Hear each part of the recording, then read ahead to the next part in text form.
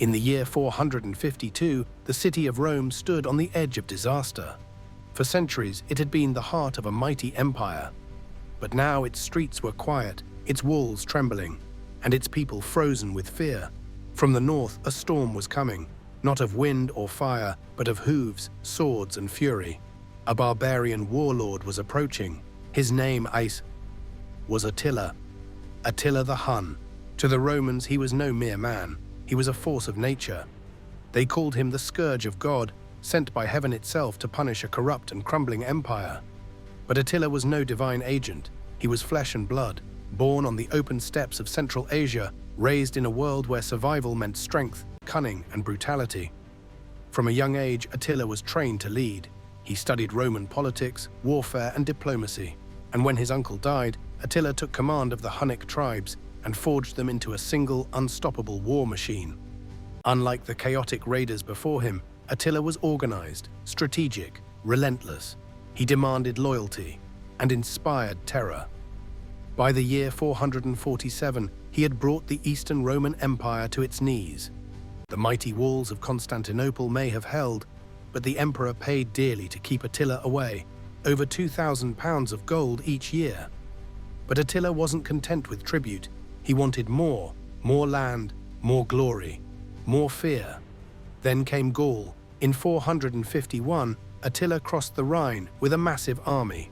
Huns, Ostrogoths, and other fierce allies, laying waste to everything in his path.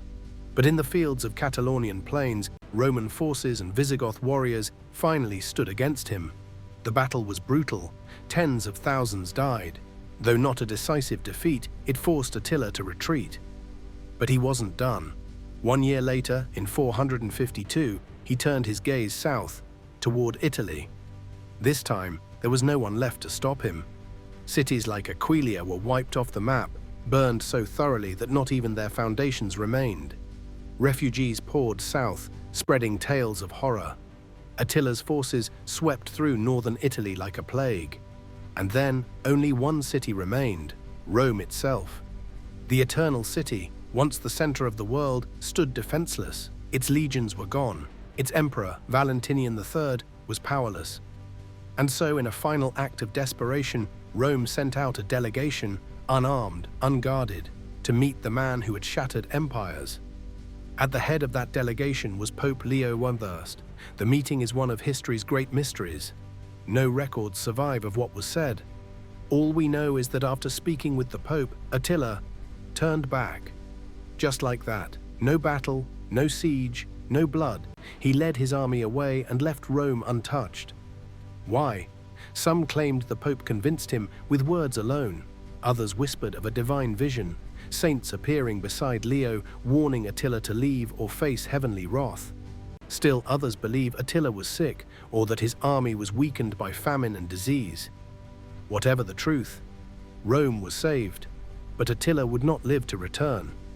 1 year later, in 453, Attila married a young Gothic princess named Ildiko.